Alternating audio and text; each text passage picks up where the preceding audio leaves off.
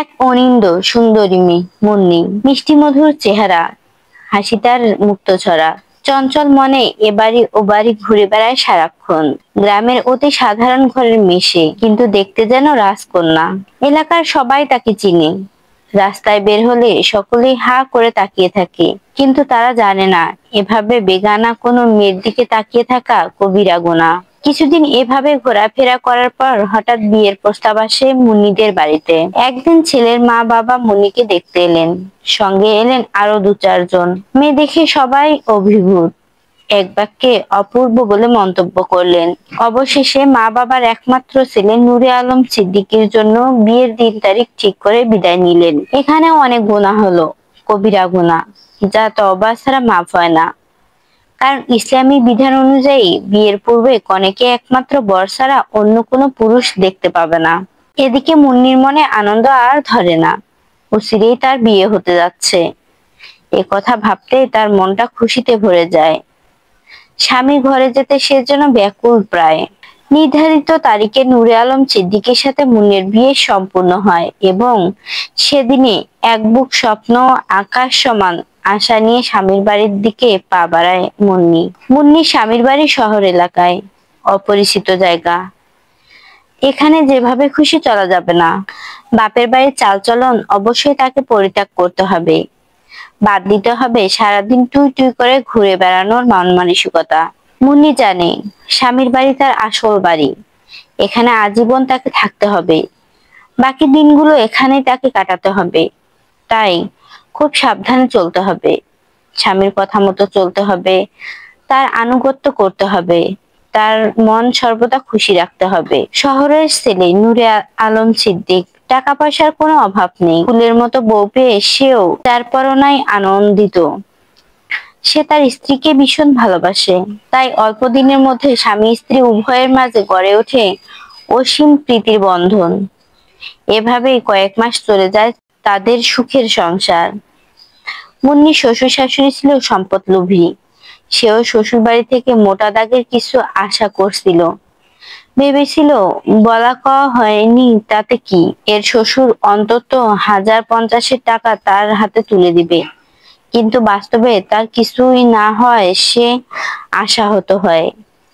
নূরে আলম সিদ্দিকও তার পিতামাতার মনের আশা পূরণ না হয় তারা আশাহত হয়েছে সত্য, কিন্তু হাল ছাড়েনি। তারা এমন একটা ওসিলা তালাশ করছিল যাকে কেন্দ্র করে উদ্দেশ্য সহজেই পূরণ হবে। কিছুদিন পর নূরে আলম একটা চাকরির খোঁজ পায়, কিন্তু চাকরিটা পেতে হলে ঘুষ দিতে হবে 1 লক্ষ টাকা। অথচ এই মুহূর্তে নূরে আলম নিকট এত টাকা নেই। এদিকে চাকরিটাও যে তার চাই। ঘুষ খাওয়া ঘুষ দেওয়া উভয়টাই হারাম। অবশ্য কেউ যদি তার বৈধ হক আনতে গিয়ে নিরুপায় হয়ে ঘুষ দিতে বাধ্য হয়, তবে ঘুষদাতার গুনাহ না হলেও ঘুষ গ্রহীতার অবশ্যই গুনাহ হবে। এটা শরীয়তের বিধান। এখানে লক্ষ্য করার বিষয়টি হলো নূরে আলম সিদ্দিক এমন নিরুপায় হয়ে যায়নি। তাকে ঘুষ দিয়ে এই চাকরিটি নিতে হবে। কেননা চাকরি ছাড়াও ব্যবসা কিংবা অন্য কোনো উপায়ে সংসারে ব্যয় নির্বাহ করার যথেষ্ট সুযোগ ছিল তার। কিন্তু তারপরেও চাকরি করার শখ মেটানো। সেদিন রাতের বেলা নূরে আলম সিদ্দিকী তার স্ত্রীকে বলল, মুন্নি, আগামীকাল তুমি বাপের বাড়ি যাবে। তোমার বাবার কাছে সব খুলে বলবে। আমার জন্য 50,000 টাকা নিয়ে আসবে, নইলে এত সুন্দর চাকরিটা হাতছাড়া হয়ে যাবে। স্বামীর আদেশে মুন্নি পরদিন চলে যায় বাপের বাড়ি। স্বামীর মন রক্ষার জন্য দরিদ্র পিতার কাছে চেয়ে বসে 50,000 টাকা। কিন্তু কোথা থেকে দিবে এত টাকা মুন্নির পিতা? ভাবনায় পড়ে গেলেন তিনি।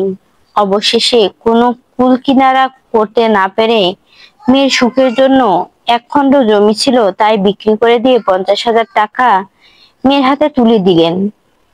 মুন্নি টাকা পেয়ে সীমাহীন খুশি হয় এবং তৎক্ষণাৎ টাকা নিয়ে স্বামীর বাড়িতে ফিরে আসে। এদিন 50,000 টাকা বলে মুন্নি নতজানু হয়ে স্বামীর হাতে তুলে দেয় 50,000 টাকার ব্যান্ডেল। নূরে আলম সিদ্দিক টাকা পেয়ে মহা আনন্দিত। অতঃপর এর সাথে আরো 50,000 মিলিয়ে 1 লাখ টাকা ঘুষ দেয়। তাতে তার চাকরিটাও হয়ে যায়। নূরে আলম সিদ্দিক এখন রীতিমতো চাকরি করছে, মাস প্রতি তার 20,000 টাকা আয় হচ্ছে।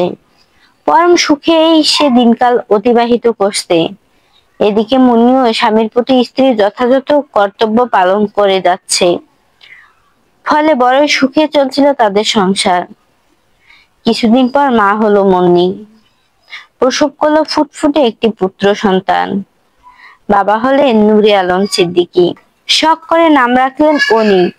ছেলে সন্তান হয় বাড়ির সবাই খুব খুশি। মায়ের সোহাগ, বাপের আদর আর ঘরের সবার স্নেহের ছায়ায় দিন দিন বেড়ে হতে থাকে অনিক। অনিকের তখন 2 বছর। হঠাৎ সংবাদ এলো, অনিকের বাবা অ্যাক্সিডেন্ট করেছে। আঘাত পেয়েছে খুব বেশি, মারাত্মক আঘাত পেয়েছে কোমরে। সে এখনো হাসপাতালে, অবস্থা আশঙ্কাজনক। সংবাদ শুনে বাড়ির সকলেই কান্নায় ভেঙে পড়েন। মুন্নি চলে যায় হাসপাতালে, উপস্থিত হয় স্বামীর খেদমতে। নূরে আলম সিদ্দিকীর 6 মাস চিকিৎসা চলে। মুন্নি জান প্রাণ দিয়ে স্বামীর খেদমত করে। দীর্ঘ 6 মাস বিছানার মধ্যেই স্বামীর প্রস্রাব পায়খানা করে। মুন্নি খুশি মনে সেসব পরিষ্কার করে স্বামীর যথোপযুক্ত সেবা যত্ন করে। ডাক্তারের পরামর্শ মতো প্রতিদিন ফজরের সময় স্বামীকে ধরে হাঁটায়, বিভিন্ন ওষুধপত্র খাওয়ার। তার সেবা যত্নে নূরে আলম সিদ্দিক সুস্থ হয়ে ওঠে। এভাবে অসুস্থ স্বামীর খেদমত করতে করতে একসময় সেও অসুস্থ হয়ে পড়ে। ফলে হাসপাতালে তাদের যায় 7 মাস। সুস্থ হয়ে বাড়ি ফিরে আসে নূরে আলম সিদ্দিক। বাড়ি এসে সে একটি নোটিশ হাতে পায়, চলে যায় তার সেই ঘুষ দিয়ে নেওয়া শখের চাকরিটি। শারীরিক সুস্থতা থেকে সেরে উঠতে না উঠতেই আবার এত বড় আঘাত। কথায় বলে পাপ বাপকেও ছাড়ে না। আমার প্রাণপ্রিয় ইউটিউব বন্ধুরা, আমার গল্পটির দ্বিতীয় পার্ট আসতেছে পরবর্তী ভিডিওতে। আপনারা আমার পরবর্তী ভিডিও দেখার জন্য আমার সঙ্গেই থাকুন।